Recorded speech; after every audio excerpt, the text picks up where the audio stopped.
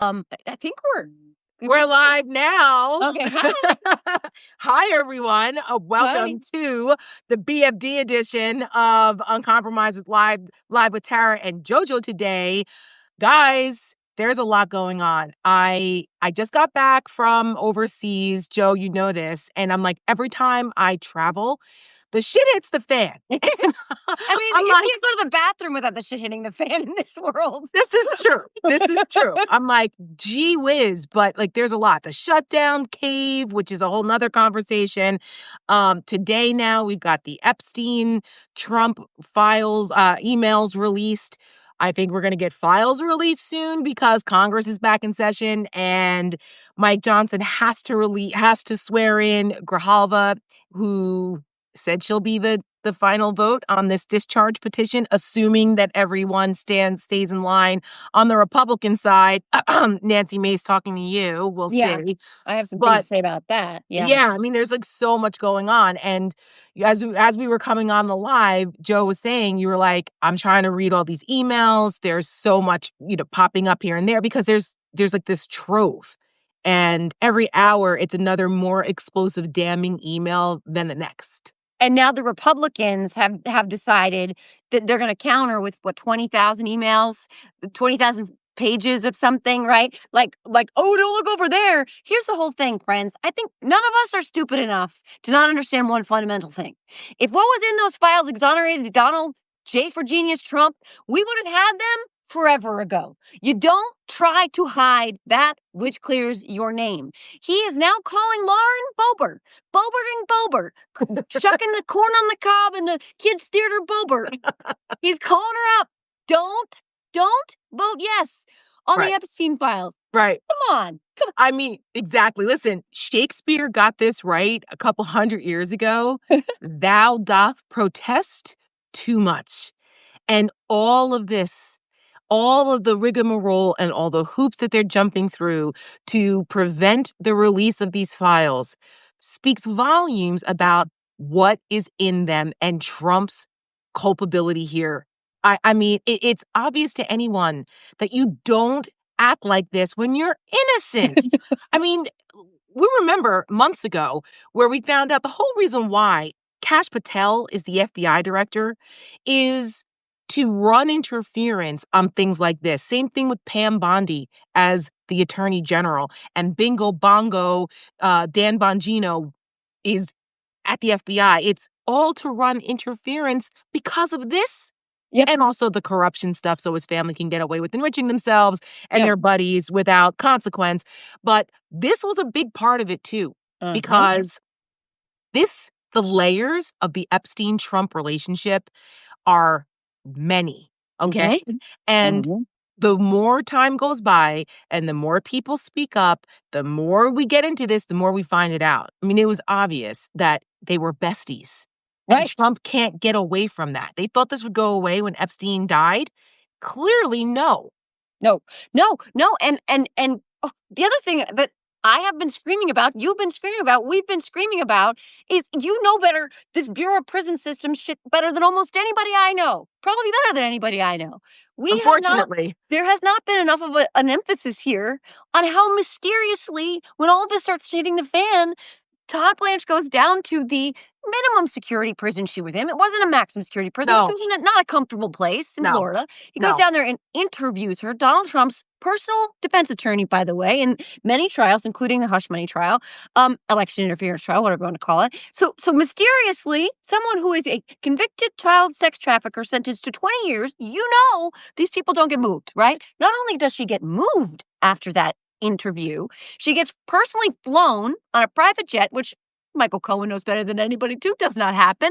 And not only is she in a club fed, but we learned this week, thanks to Jamie Raskin and a whistleblower, I wrote about this on my Substack last night, they gave a predator a puppy. Friends, they gave a woman who sexually raped, she abused children, they gave her a puppy, a therapy dog, a dog that is meant for victims and survivors. Yes. She's getting specialized treatment. She gets her own personalized menu. Yep. She can have guests come and go. They have drinks. She has computer access. By the way, I also learned last night, didn't know this, there's a camp or facility not too far away for survivors of sex trafficking. there are so many layers to this that are so outrageous and enraging that it's hard to fathom that there aren't more people making a bigger deal about this. I think it's just because of the onslaught of the fire hose of fuckery that happens every day that it's hard to keep track of it. And I wish that the Democrats would have a more coordinated effort to like have certain people focus on these things, other people focus on those things, and then you have like kind of like a coordinator that checks in on, okay, how's it going over here? How's it going over there? What's happening over here? And then like once a week come together and go over the top 5 really awful things that are happening that the American people should know. Like it's almost the way that they orchestrated the January 6th committee hearings. Yeah. Right? It took a television producer to come in from the outside to coordinate all of that, the news director, so that they could prosecute the case in a very orderly way so that people could understand it and get all of that, because there were so many facets to January 6th too. And so how would you put it all together so the American people can have it easily digestible? That's what needs to happen here, because they need to take a lesson from the way the January 6th committee hearings were prosecuted. Because that was, and even the impeachment. Right. The second impeachment, how certain like people who had skill sets as lawyers and prosecutors asked these questions. Right. And then other people who were knowledgeable about whatever asked those questions. And they asked them in order so that they could capitalize on top of this, on top of that. So you tell the story. That's what needs to happen here. Yeah. Because there's so many different facets of it that people should be paying attention to all of these outrages. The fact, you're right. Why do I know a lot about the federal prison system? Well, it's because I was a Hill staffer many years ago and worked on a commutation case for 2 Border Patrol agents who were wrongfully convicted and sentenced to 11 and 12 years in federal prison. I was their Aaron Brockovich kind of advocate for them. So I learned all about the way the Federal Bureau of Prisons works, all the way down to regulations about segregated versus administrative versus disciplinary segregation, which is what we know as solitary confinement, what you're allowed to have and what not. I mean, it was insane what I went through to advocate for those guys. Yeah. And to see what's happening with Ghislaine Maxwell, it is such an affront. There is nothing normal about this. The length of her sentence doesn't qualify her to go to a prison camp. All of these things are outside the norm. They're all favors, all preferential treatment for a fucking convicted child sex trafficker, which the Republicans and MAGAs and the QAnoners and all that was a big thing about protecting the kids. And yet nobody says nothing about what's happening here with Ghislaine Maxwell being protected from on high. Not even are they not saying anything. They're running active interference.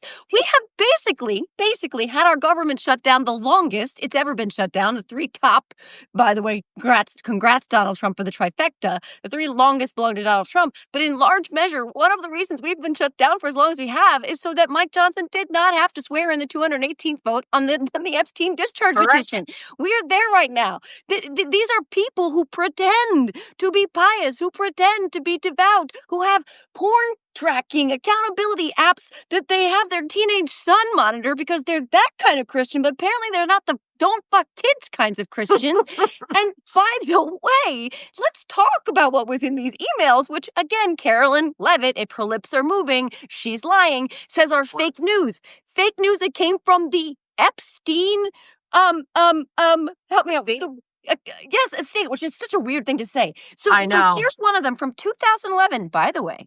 Pam Bondi was the newly sworn-in AG in the state of Florida when this email exchange happened, where it's Ghislaine Maxwell talking to Jeffrey Epstein in an email, and they say, I want you to realize that the dog that hasn't barked is Trump. Then redacted, we now know, thanks to the Republicans, that it is Gouffre, spent hours at my house with him. This is from Jeffrey to Ghislaine. He has never once been mentioned, police chief, etc. I'm 75% there. That is an email from Jeffrey Epstein's estate, from Jeffrey Epstein to his girlfriend and co-sex trafficker, Ghislaine Maxwell, and groomer and disgusting snatcher of human beings. So they're saying And she responds. Oh, that's right. She says, I apologize. Do you have? I've been thinking the same thing. Yes. Right? Yes. I've been thinking about that. ... This is a woman who just, by the way, interviewed with Todd Blanche and said, I've never seen Donald Trump do anything inappropriate with his girls. No, he's been such a gentleman. Oh, that's weird, because in 2011, you and your boyfriend, who were raping children, were talking about how he was the dog that didn't bark. Boy. Right. That's right. Right? That's right. Listen, this begs so many questions. Like I was just saying this because I was working on our Seneca Project newsletter that we put out every week. And if you guys aren't following us over at Seneca Project, please do. Please support our work over there please. at Seneca. But in our Seneca newsletter, it's called The Snapshot. I was going through this and I'm like, this right here opens up so many questions because earlier today we were also talking about it over on Over It. Like, why hasn't Donald Trump said anything? Like in 2011, that's when he first started at Fox News doing that regular segment. Julie Roginski was bringing this up that, she was there at the time and it was a big deal that he was starting this weekly segment on Fox and Friends. And that everybody kind of knew that this was a prelude to him potentially running for president. And so they were like, this was like the day after that, or right around that time, a day or two around that time. And so the timing of this exchange is very curious. And it's like, who is protecting Donald Trump? Like, who is it? You have all these other really prominent, more important people than Trump was at the time. Trump was just the gaudy apprentice guy. Yeah. It was like, so, but there were other people that were way more important on the global scene than Trump was that were in this, that were exposed. It's like, why Trump? I don't know.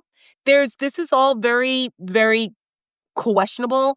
And the fact that even Virginia Giuffre in her book doesn't really mention Trump, from what I didn't read the book, but I think we would have found out by now. Yeah. She had name checked him in this capacity, that she'd spent hours with him or whatever. Yeah.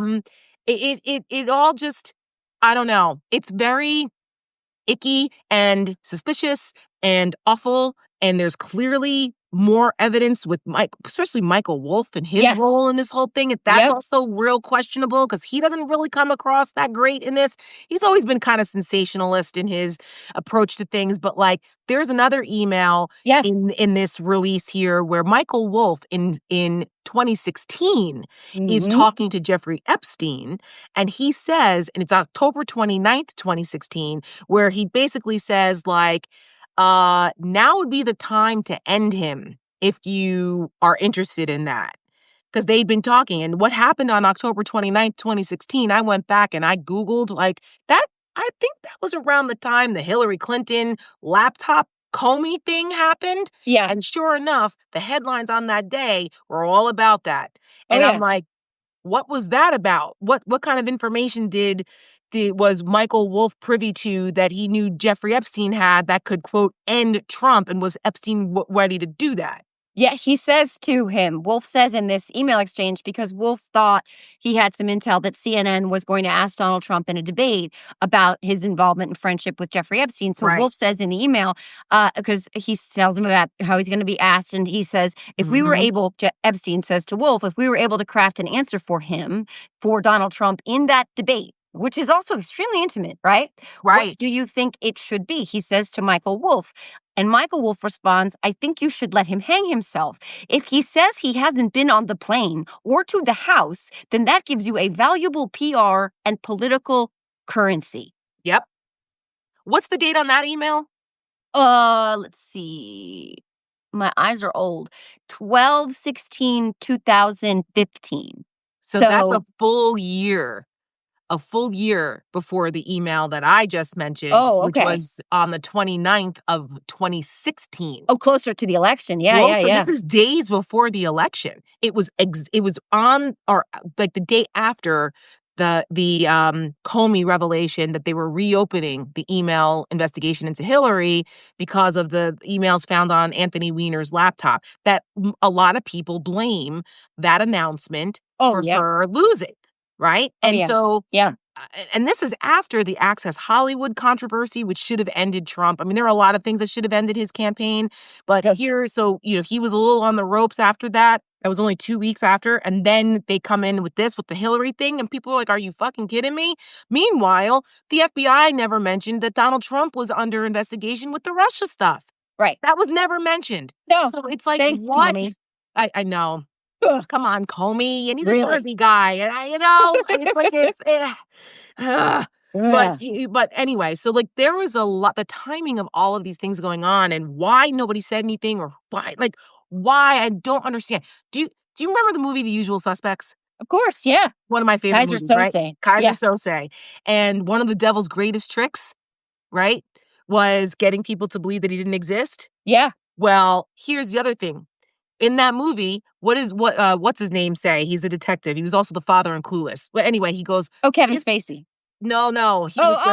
He was the father in Clueless, and he was one of the cops. They were using his office. Chat commentary was using his office. Well, anyway, it doesn't matter. He says to him, he goes, Kevin Spacey's Kaiser Sose. What am I talking about? Right. Yeah. But he says, this guy is protected on high from the king of darkness. Right? He's like, what is going on? Why is Kaiser Sose so protected? Because he got all these, like, you know, these special deals and special treatment and all this and all that. He's like, this guy's protected. Like, that's what I was thinking about as I was reading these new emails. Like, what is the story with who's protecting these people? It's just, I don't know. And it kills me because QAnon and all those crazies spent, and all that faction of MAGA, which is not insignificant. No. I mean, honestly, Marjorie Taylor Greene was spawned out of that shit, right? They have been screaming about a deep state cabal conspiracy theory of pedophiles and baby eaters and pizza basement dwelling child rapists. And here we are. And literally shot up a pizza shop over it. Right? And here we are. And the nexus, the actual nexus of all of this in very, like, in all likelihood, I mean, every freaking data point, how many more do you need to point to this? Every data point points to Donald Trump, who, by the way, was best friends. Besties. Like, Jeffrey Epstein had a picture of Donald Trump in his bedroom. I don't know, friends, like, right? That's weird. Right. It's weird. And there are so many layers to who has, interests in not being exposed here. We know that. Like, there are prominent people. We also have Elon Musk, not for nothing, saying Donald Trump is in the files. We know from Pam Bondi that Donald Trump started. Right. That's how this ball got rolling. It was Elon back in June when him and Trump started to have their little bitch fight on social media because they, feelings were hurt now. And Trump was getting tired of Elon. Elon wasn't getting his way. He was running around, letting his kid run around and, in the Oval Office and everything else. And Donald Trump's like, what the hell's going on here? Yeah. Like, we all knew that relationship wasn't going to last long. But it started with that. And Elon, in the Twitter bitch fight, dropped the bomb and said, "You're in the Epstein files." And then he is too, by the way. Right. And then that's when all of this started to hit the fan, and then the leaks started and this and that. Now, people forget that there were 1,000 FBI agents tasked with going through all these Epstein files to look for Donald Trump references. Yeah. Why? Talk about a waste of taxpayer time and resources. And what an insult to those agents who should be doing other things like keeping the country safe and going after other criminals. Right. Doing this kind of work over in 24-hour shifts? For what? So clearly, this is the cover-up is worse than the crime at this point now, because you're like, if it was all above board, why all of this effort to conceal it? Exactly. Exactly. And the thing I come back to a lot, and I think I was listening to a congressperson who was on maybe MSNBC this morning who asked the same question, is how do these people who weren't involved, who didn't participate in this evil, because that's the word to use here. Yes. How do they look at themselves in the mirror? How do they sit across a dinner table from their children and break bread and know what they are doing? Right. Know how complicit they are? Because they are just as guilty as anyone that they are covering for. That's and these right. are people who cloak themselves in Christianity and also will tell you that they're protecting children from drag queens who read books in libraries and from pronouns and from non-existent trans kids who are not coming for their daughter's spot on a softball team. And this is what they will tell you, that they're protecting our kids from books about hermaphroditic earthworms while they are looking the other way. This part of this, like, rot, because that's what it is. Because I always, that mob expression, the fish rots from the head down, and Donald Trump is the fucking head of this rotten fish. That's for sure. And I know James Comey has talked about how Donald Trump eats people's souls in little bites until there's basically nothing left. But how do you get to a point? I don't care if you cloak yourself from Christianity or if you're just a human being who exists in this world. How can you actually live with yourself if you know on some level, even no matter how like disassociative you've become from your own consciousness, how can you actually look at yourself? These are children. These were girls that still had stuffed animals on their beds. I know. They had to endure evil.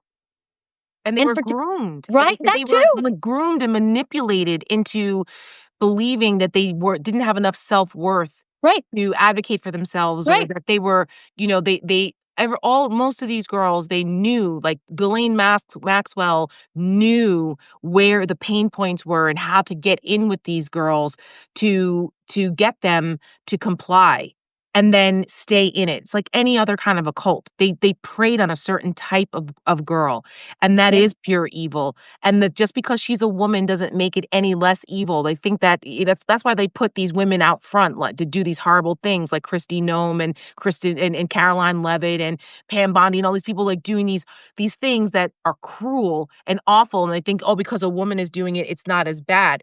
No, that's even more sinister. It's even because these girls trusted her because she was a woman and because maybe she came across as a motherly figure or a sister or whatever. And look what she did for so long. And then she plays the victim now, has the audacity to play the victim now and to get preferential treatment and all of these things that are happening. And I don't feel like there's enough outrage, enough righteous anger about this from enough people in positions of power.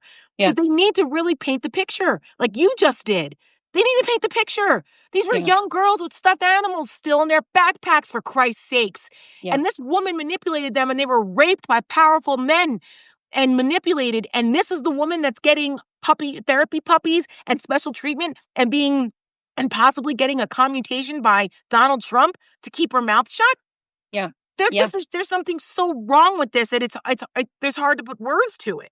And that is why, like, again, I wanted to write about this last night because I'm a survivor. I don't want to make this about myself, but I'm a survivor. My virginity was taken from me at 17 violently. And the survivors have never been a part of this conversation from the DOJ's point of view, right? From Donald Trump, Mike Johnson. None of them have had the survivors where they deserve to be, which is front and center, because what was done to them, what was inflicted upon them, is torturous. It is evil. I don't want to say it breaks people because I don't want people to think that they are broken, but they took marginalized girls, like you said. They took girls that they knew were susceptible to the kinds of attention, the kinds of flattery, the kinds of, like, fawning, just the mere attention. Ghislaine picked those girls for a reason, and then they kept them there. They trapped them there.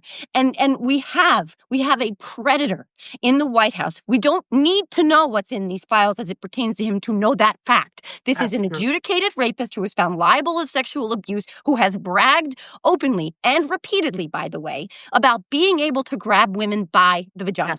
He has at least 30 women, if not more, upwards of 40 women, have credibly accused him of the same pattern of behavior. We have multiple occasions in the same place at the U.S. Open where he grabbed women by the pussy, just like he said on the Access Hollywood bus. This is a predator. And forcibly kissing, right? Correct. They let you do it. And by the way, Mario, I just move on them like a bitch. Yeah, exactly. He doesn't deny it. He said in his deposition in the E. Jean Carroll case, when you're a star, these are things you can do. Then he is asked by Robbie Kaplan, do you consider yourself a star? And he says, yes. What is he saying? What is he saying, friends? This is not a thread that is difficult to follow, right? 2 + 2 still equals 4. Yes. And all of these points are pointing to him. And what does it say about a party that is not only complicit, but willing to cover?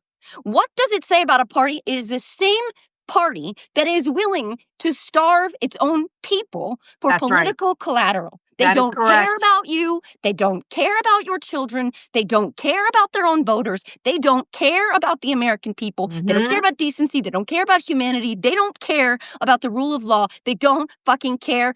Megyn Kelly said it. I don't care. I don't care if Trump grabbed some girls and he got a little handsy. They don't care. And that should be disqualifying on his face. And we need to ring this bell every fucking day. And every Republican needs to be told they have to answer for it. And when they get that vote today, if it's, this week, they said within the next 7 days, on the discharge petition, every single Republican who says no needs to be primaried the fuck or voted the fuck out of their spot ASAP. Period. Amen. Amen. Amen to that, Joe. You're 1,000% right. And the people like Megyn Kelly who have decided to talk about eating their souls, who have decided to let their souls be eaten for attention, for platform, because it's more important for them to get the adulation and attention of being on air than it is to do the right thing. People like that, those types of enablers are why we are here today in this country right now. That's why people like you, people like me, people like others who are trying to do the right thing and have not compromised ourselves. That's why my Substack, Uncompromised, because not compromising yourself sometimes is the harder path. Yep. But you have to do it in order for to save the bigger picture here. And so many people have decided to compromise themselves and sell out just for a little piece of power or money or attention, or the losers that never got to have their, to be heard before. Now they feel important. So they're going to sell everything out in order to keep that. That's why we're here. And the people who know better, they know better. They are fucking enablers and collaborators that have gotten us into this position, because they could have said no and said absolutely not. That Access Hollywood tape should have been it. Any father that has a daughter, any mother that has a daughter that was in an elected official or in a position of power on that day should have said, I'm sorry, I can't support a man who feels that way about women and who brags about women. I have a daughter, Kellyanne Conway. People like that should have said absolutely not. But it was more important for them to be in power or to be relevant or whatever the hell than to stand up and do the right thing. And now the entire country has to pay the price for it. And now the world, actually, because this guy's back in power, not once, but twice. Because of the price of eggs or because of some other selfish bullshit reason that people are willing to give a pass to this guy. They would never do it. And the Christians, in particular, you guys are going to have a lot to answer for. A lot to answer for. He's not a Cyrus. He's not your second coming. He's not of Jesus, okay? In the Bible, it says even the very elect will be deceived, okay? The devil's greatest weapon was actually deception. And this is what we're being put through right now and what they're allowing. And it's only going to take us from the ground up. Because there are more of us than there are of them, as you say all the time, just like me, Joe, for us to get these bastards out of power. We have to get them out of power at all costs, and they must be held accountable. They must be, not only for the survivors of this awfulness, but just of all the pain that's been inflicted on so many Americans that don't deserve it because of Donald Trump and his malignant narcissism and the enablers and the craven cowards that allowed this to happen. We can't let it stand. We can't. No. And we won't. As long as we have breath, Joe. That's fucking right. And I have to go, but I want to it's okay if I want to close with something I wrote last night, because I want this to be out there for everybody. To every survivor hearing this, you are not broken. You are not what they did to you. You are also not alone. And to the orange-painted predator, justice is coming for you in this life or the next. You have said you aren't sure you're getting into heaven. Why? We all know why. And to the ones who shielded you, who sold silence for power, who still sit in rooms lined with secrets, daring us to forget, justice is coming for you too. And it will not be soft. It will be a motherfucking reckoning. Why? You know why. We all know why. Amen. I love you, Jo. I love you. Thank you for joining me today. Thank you for everyone who joined us for our BFD, big fucking deal, breaking news chat today. There will be more of these coming. Jo, you said it perfectly. If you're not a subscriber, please subscribe to JoJo's Substack. She is brilliant. Her writings are amazing. And if you're not a subscriber to Uncompromised, please like and subscribe to my Uncompromised Substack. And we are building this community together. Jo, thank you so much. Go help the Seneca Project too. Go, I mean, all hands. We need women supporting women, and we need to support content. We live in a very visual economy right now, and they make the best political videos there are in all the world. So go to senecaproject.com? .us. Go to senecaproject.us and please subscribe to Tara's Substack. Thanks, hon. I love you so much. Thank you. See you later. Have fun. Bye. Bye, guys.